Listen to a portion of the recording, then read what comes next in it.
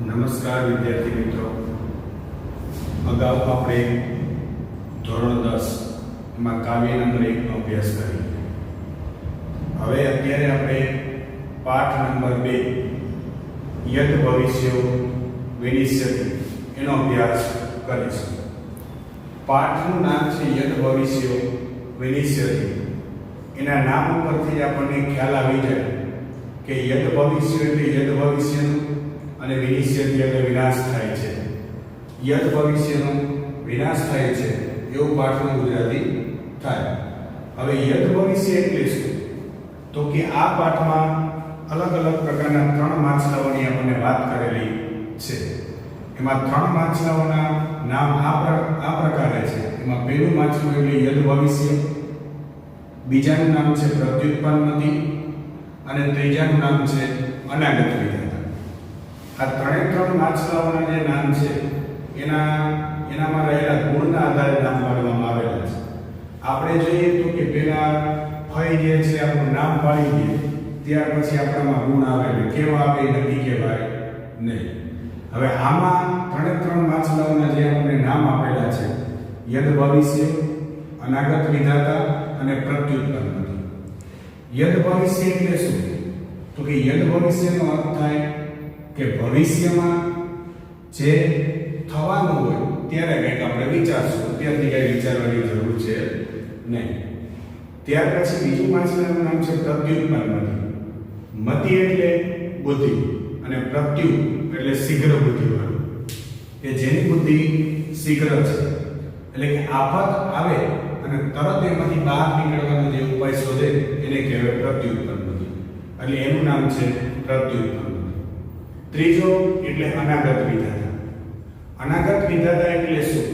તો કે આફત આવે એના પહેલા આફતમાંથી બહાર નીકળવાનો વિચાર કરે એને કહેવાય અનાગત વિધાતા. તો આ 3 માછલાઓ જે છે યદ ભવિષ્ય, પ્રત્યુત્પન્નતિ અને અનાગત વિધાતા, આ જે આપણને આ પાઠ આપેલો છે એ પ્રાણી કથાઓ એટલે કે પ્રાણીઓના ઉદાહરણ દ્વારા મનુષ્યને એક સારો બોધ મળે એ હેતુથી આ પાઠની રચના કરવામાં આવેલી છે. જેમ કે આપણે વિચારીએ તો કે આ 3 માછલાઓમાં અલગ અલગ પ્રકારની શક્તિઓ રહેલી છે. હવે આ એક વખત આ 3 માછલાઓ છે એક સરોવરમાં રહેતા. એક વખત કોઈક માછીમાર એ સરોવરના કિનારે આવી અને વાતચીત કરે છે કે આ સરોવરમાં ઘણા બધા માછલાઓ છે. આપણે આવતીકાલે અહીં આવીને આ માછલાઓનો શિકાર કરીશું જેથી કરીને આપણી ખોરાક પાણીની વ્યવસ્થા થઈ જાય. હવે આ માછીમારોની વાતચીત આ માછલાઓ સાંભળી લે છે અને એ સરોવરમાં રહેતા બીજા માછલાઓને જણાવે છે. માછલાઓ આ માછીમારોની વાતચીત જાણી અને વિચારવા લાગ્યા હવે આપણે શું કરીશું. એમાં અનાગત વિધાતા નામનું માછલું છે એવું બોલે છે કે માછીમારો આવતીકાલે અહીં આવશે તો આપણે સરોવર છોડી અને બીજા સરોવરમાં વહી જવું જોઈએ. ત્યારે યદ ભવિષ્ય એમ કહે છે કે આપણે આ બાપ દાદા વખતના સરોવરનો ત્યાગ કરવો જોઈએ નહીં. તો એની સાથે સાથે આ પ્રત્યુત્પન્નતિ નામનું જે માછલું છે એ પણ એમ કહે છે કે યદ ભવિષ્યની વાત સાચી છે. અને યદ ભવિષ્ય સાથે સાથે એમ પણ કહે છે કે હજી તો એ આવશે ત્યારે આપણે કંઈ વિચારી લઈશું. તો આવા 3ની વિચારસરણી હતી એટલે અનાગત વિધાતા સરોવરને છોડી અને બીજી જગ્યાએ પોતાના પરિવાર સાથે જાય છે. જ્યારે બીજે દિવસે માછીમારો માછલાનો શિકાર કરવા માટે આવે છે અને જ્યારે એ જાળ સરોવરમાં ફેંકે છે તો એમાં આ 2 માછલાઓની સાથે સાથે બીજા ઘણા બધા માછલાઓ પણ પકડાઈ ગયા. માછલાઓ પકડાઈ ગયા ત્યારે હવે પ્રત્યુત્પન્નતિ વિશે કે આપણે આફત આવી કે આમાંથી બહાર નીકળવાનો કંઈ ઉપાય અવશ્ય વિચારવો જોશે. યદ ભવિષ્ય નામનું જે માછલું છે એ એમાંથી બચવાનો ઉપાય તો વિચારે છે પણ સાથે સાથે એવું હતું કે આ માછીમારો મને પકડે એટલે હું અત્યારે જ બહાર નીકળી ગયો. એ હેતુથી બહુ કૂદકા મારે છે એટલે માછીમારો એને જાળમાંથી પહેલા જ પકડી અને પોતાને જે જગ્યાએ માછલાઓને નાખવાની થેલી હોય છે એમાં પકડી અને પૂરી દે છે. પ્રત્યુત્પન્નની રાહ જોવે છે કે માછીમારો જે છે માછલાઓને પકડી અને નાખવા જાય એ સમયગાળા દરમિયાન હું અહીંથી દૂર થવાનો પ્રયત્ન કરીશ. એ પરિસ્થિતિની રાહ જોઈને પ્રત્યુત્પન્નથી બેઠો હતો. જેવા માછીમારો માછલાને પકડી અને થેલીમાં નાખવાનો પ્રયત્ન કરે છે એવો તરત જ પ્રત્યુત્પન્નથી કૂદકો મારી અને ઊંડા પાણીમાં પ્રવેશે છે. ઊંડા પાણીમાં પ્રવેશ્યા પછી માછીમારોને જો ખરેખર પકડવું હોત તો એને પકડી લે, પરંતુ એને માછીમારો એવું વિચાર્યું કે હવે આપણે ઘણા બધા માછલા પકડી લીધા છે તો હવે આ માછલાને આપણે પકડવું નથી. તો આ રીતે પ્રત્યુત્પન્નથી અને અનાગત વિધાતા એ બંને પોતાનો જીવ બચાવી લે છે અને યદ ભવિષ્યનો વિનાશ થાય છે.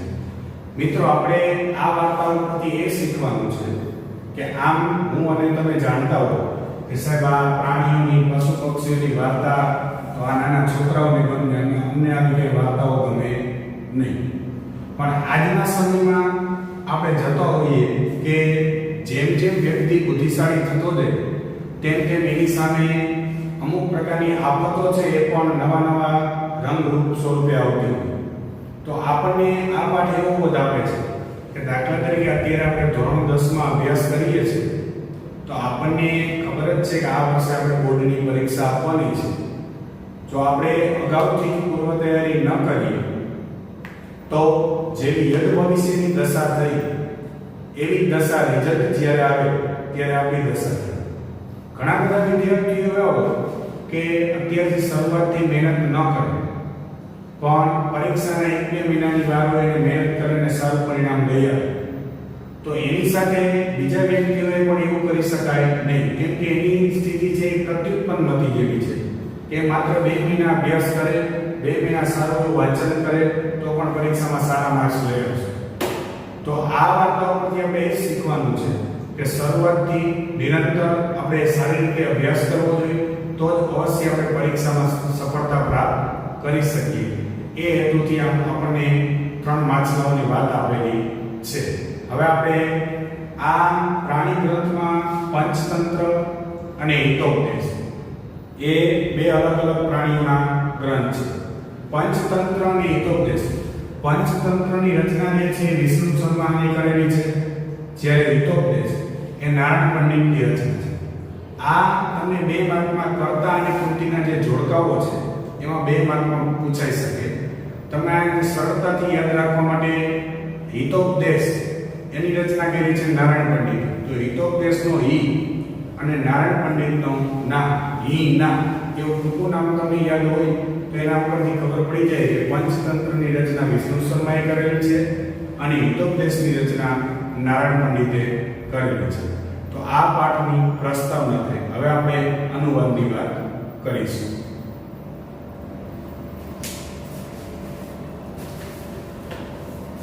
પૂરા એકસ્મિન જલાશય અનાગત વિધાતા પ્રત્યુત્પન્નમતિ યદ ભવિષ્યો ચેતી ત્રયોમસ્યા વસંતી સ્મ. પૂરા એટલે પહેલા, એકસ્મિન જલાશય એટલે એક સરોવરમાં, પહેલા એક સરોવરમાં અનાગત વિધાતા પ્રત્યુત્પન્નમતિ અને યદ ભવિષ્ય જેવા 3 માછલાઓ રહેતા હતા. પાછળ સ્મ આપેલો છે એટલે એનો અર્થ થાય ભૂતકાળ. પહેલા એક સરોવરમાં અનાગત વિધાતા પ્રત્યુત્પન્નમતિ અને યદ ભવિષ્ય જેવા 3 માછલાઓ રહેતા હતા. અથ કદાચિત તમ જલાશયં દ્રષ્ટવા ધીવરે ઉક્તમ અહો બહુવસ્યોયમ અધ. અથ એટલે હવે, હવે કદાચિત એટલે ક્યારે, હવે ક્યારે તમ જલાશયં દ્રષ્ટવા તે સરોવરને જોઈને, હવે ક્યારે તે સરોવરને જોઈને ધીવરે ઉક્તમ માછીમારો બોલ્યા. હવે ક્યારે તે સરોવરને જોઈને માછીમારો બોલ્યા. અહો અરે બહુમત્સ્ય અહીંયા માલો, બહુ એટલે ઘણા બધા અથવા વધારે, મત્સ્ય એટલે માછલા, અયમ એટલે આ અને હલો એટલે તળાવમાં અથવા સરોવરમાં. અરે આ તળાવમાં ઘણા માછલાઓ છે. અરે આ તળાવમાં ઘણા માછલાઓ છે. કદાચિત અપી ન અસ્માભિ અન્વેષિતઃ, ક્યારે પણ આપણે ન અન્વેષિત જોયા નથી, ક્યારે પણ આપણે જોયા નથી. તદ અદ્ય, તદ એટલે તો અને અદ્ય એટલે આજે, તો આજે આહાર વૃત્તિ સજ્જા, ખોરાક પાણીની વ્યવસ્થા થઈ ગઈ. તો આજે ખોરાક પાણીની વ્યવસ્થા થઈ ગઈ. સ્વ આવતીકાલે અત્રાગમ્ય, અહીં આવીને, આવતીકાલે અહીં આવીને, મત્સ્યા કુર્મોદયા વ્યાપાદયિત્વા, આવતીકાલે અહીં આવીને માછલા કાચબા વગેરેને મારી નાખીશું. એ નિશ્ચય, એવો નિશ્ચય છે. આવતીકાલે અહીં આવીને માછલા કાચબા વગેરેને મારી નાખીશું, એવો નિશ્ચય છે. આ પ્રથમ પેરેગ્રાફનું અનુવાદ થયું. ફરીથી માત્ર અનુવાદ આપણે જોઈએ. પહેલા એક સરોવરમાં અનાગત વિધાતા, પ્રત્યુત્પન્નમતિ અને યદ ભવિષ્ય જેવા 3 માછલાઓ રહેતા હતા. હવે ક્યારે તે સરોવરને જોઈને માછીમારો બોલ્યા, અરે આ તળાવમાં ઘણા માછલાઓ છે, ક્યારે પણ આપણે જોયા નથી. તો આજે ખોરાક પાણીની વ્યવસ્થા થઈ ગઈ. આવતીકાલે અહીં આવીને માછલાઓ કાચબાઓ વગેરેને મારી નાખીશું, એવો નિશ્ચય કર્યો.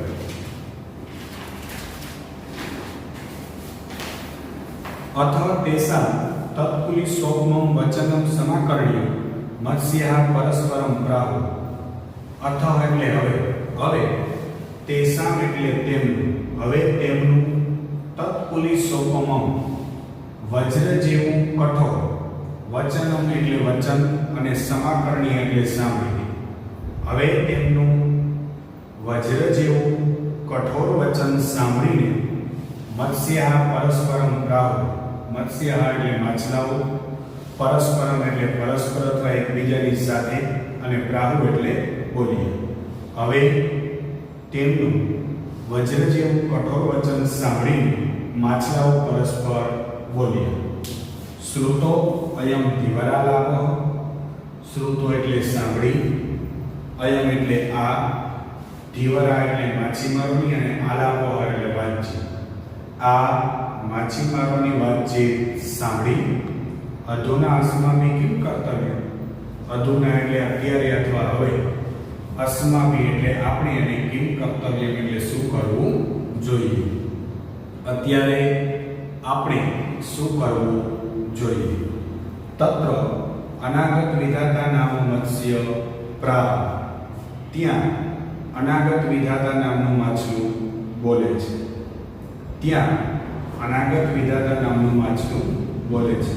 નૂનમ, નૂનમ એટલે ખરેખર, ખરેખર પ્રભાત સમયે ધીવરા અત્ર આગમ્ય મત્સ્ય સંશયમ કરિષ્યતિ ઇતિ મમ મનસી વર્તતે. ખરેખર સવારના સમયે માછીમારો અહીં આવીને મત્સ્ય સંશયમ કરિષ્યતિ, માછલાઓનો નાશ કરશે. ઇતિ મમ મનસી વર્તતે, એવો મારા મનનો વિચાર છે.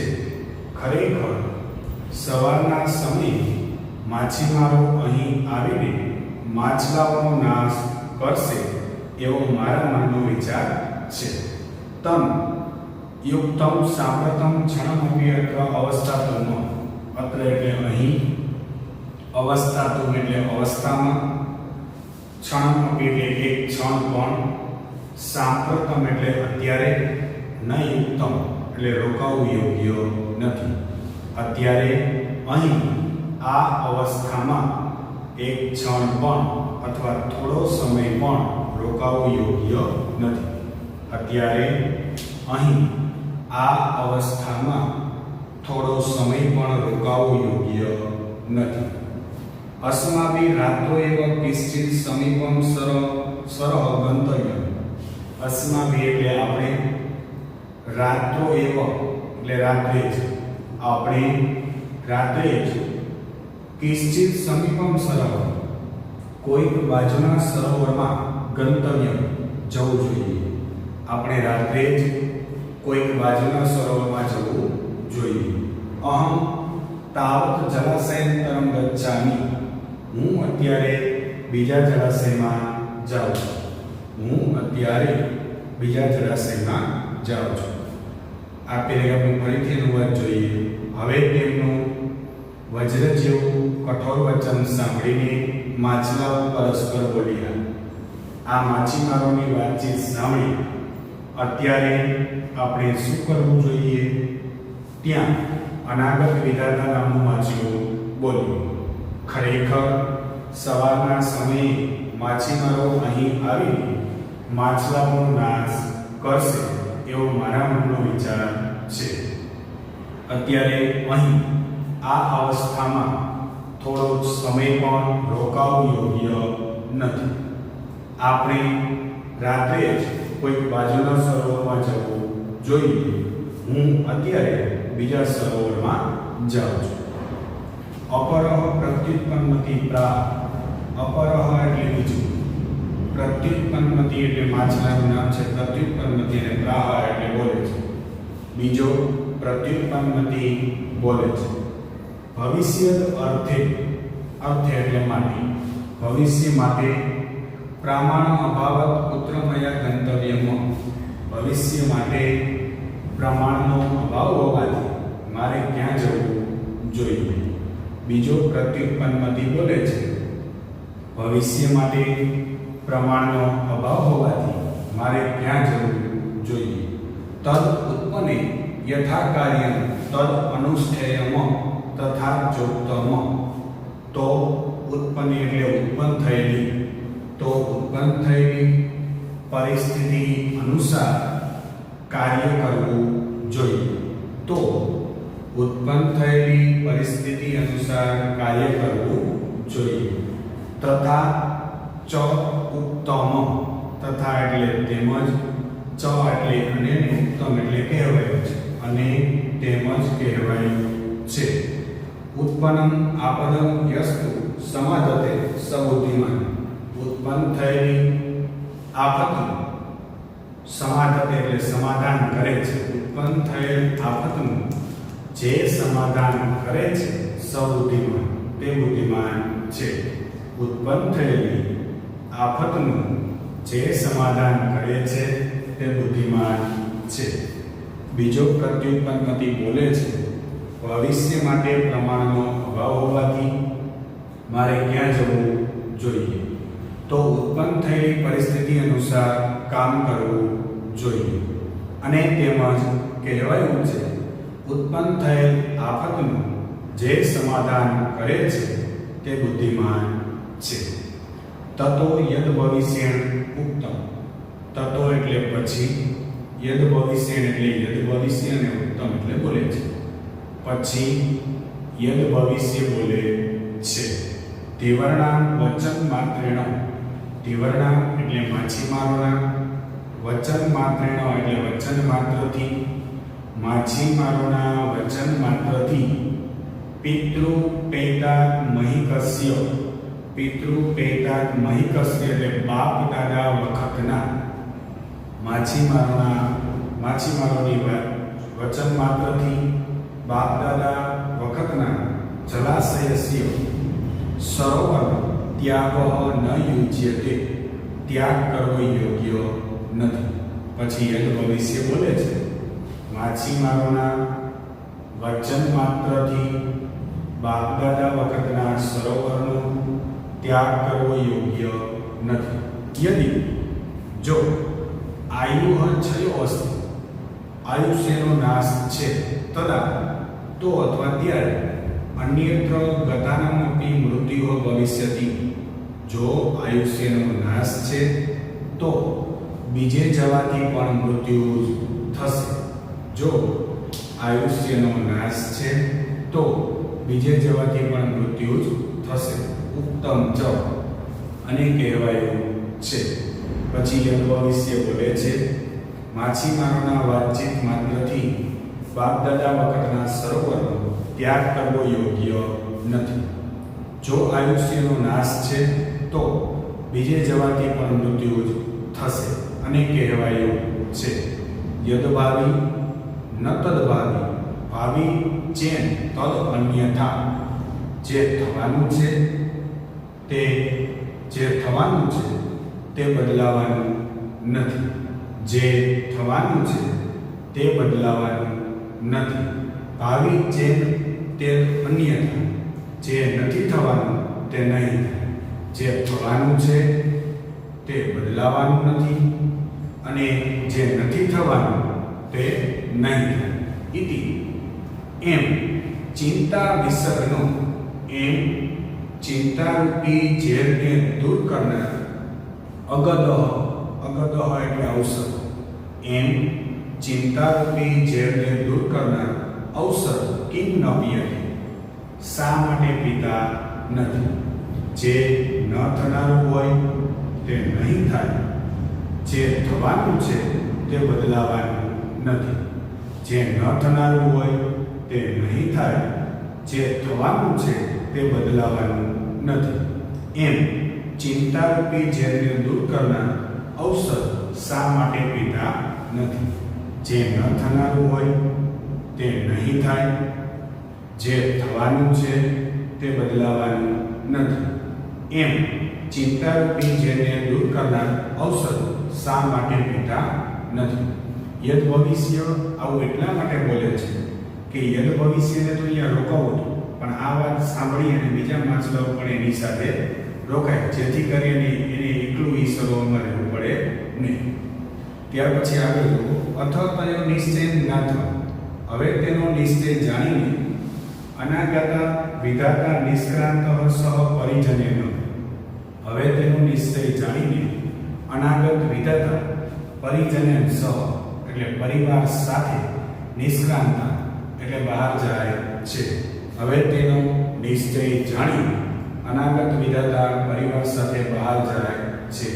દુવઈનો તત્રેવ જલાશય સ્થિતો. એ બંને ત્યાં સરોવરમાં સ્થિર રહે છે.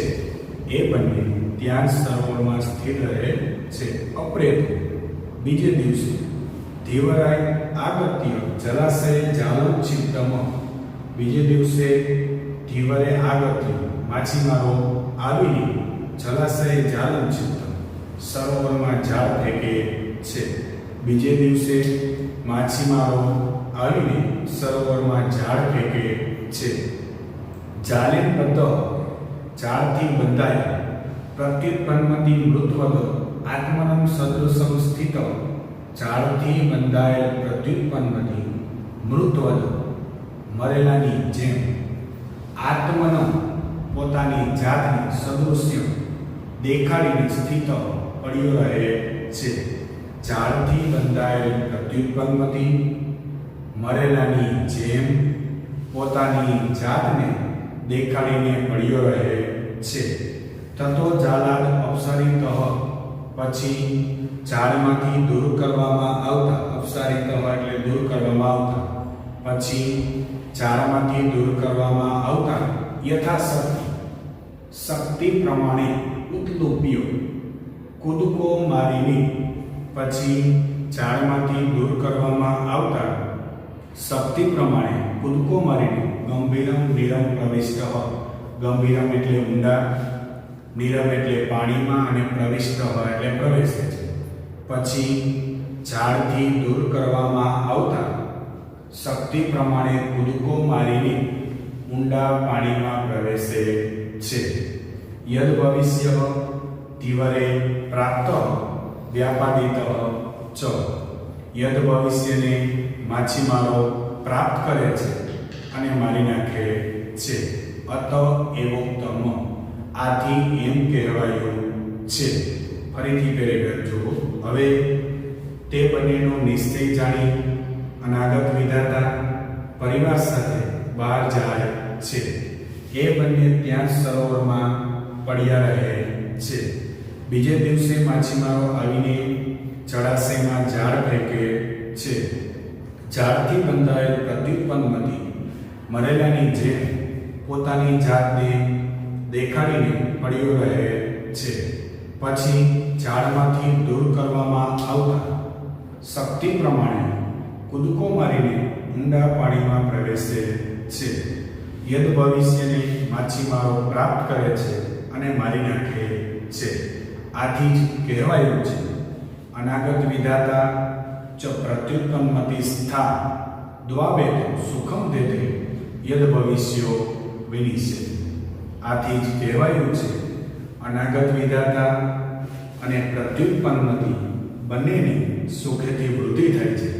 આથી જ કહેવાયું છે, અનાગત વિધાતા અને પ્રત્યુત્પન્નમતિ બંનેની સુખેથી વૃદ્ધિ થાય છે અને યદ ભવિષ્યનો વિનાશ થાય છે. આથી જ કહેવાયું છે, અનાગત વિધાતા અને પ્રત્યુત્પન્નમતિ બંનેની સુખેથી વૃદ્ધિ થાય છે અને યદ ભવિષ્યનો વિનાશ થાય છે. સમાપ્ત.